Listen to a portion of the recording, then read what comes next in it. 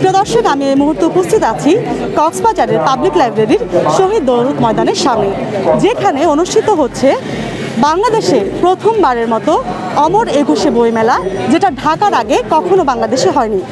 এই বইমেলাতে প্রায় ৫০টি স্টল অংশগ্রহণ করেছে, যেখানে ঢাকা থেকে ৪৬টি এবং কক্সবাজার থেকে ৪টি। প্রিয় দর্শক, চলুন আমরা বইমেলার ভেতর প্রবেশ করি। কক্সবাজারের মানুষদের সঙ্গে নিয়ে আমরা একটা বইমেলা করতে যাচ্ছি।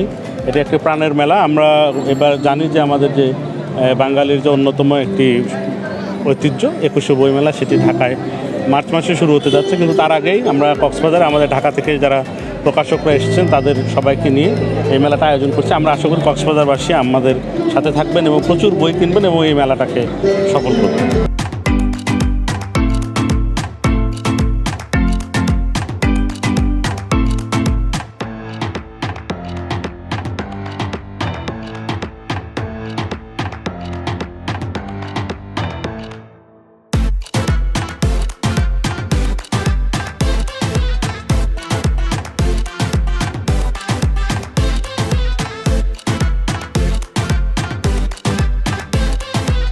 উদ্দেশ্য একটাই, আমাদের আগামী প্রজন্মকে নতুন নতুন বইয়ের স্পর্শে এনে, জ্ঞানের স্পর্শে এনে জাতিকে আলোকিত করা। এবং আমি মনে করি আজকের আয়োজনটি সেই লক্ষ্য অর্জনে অনেকটাই সফল হয়েছে।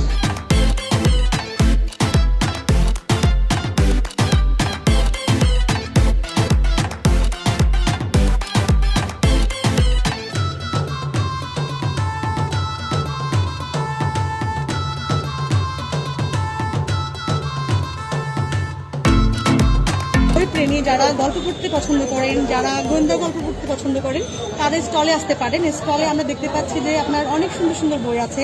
গল্পের বই দেখতে পাচ্ছি আমরা এখানে, বঙ্গবন্ধুকে নিয়ে লেখা বই দেখতে পাচ্ছি, গোয়েন্দা গল্প দেখতে পাচ্ছি। আমরা এখানে দেখতে পাচ্ছি একটা সুন্দর একটি গল্প বইয়ের নাম এক কাপ অভিমানী চা।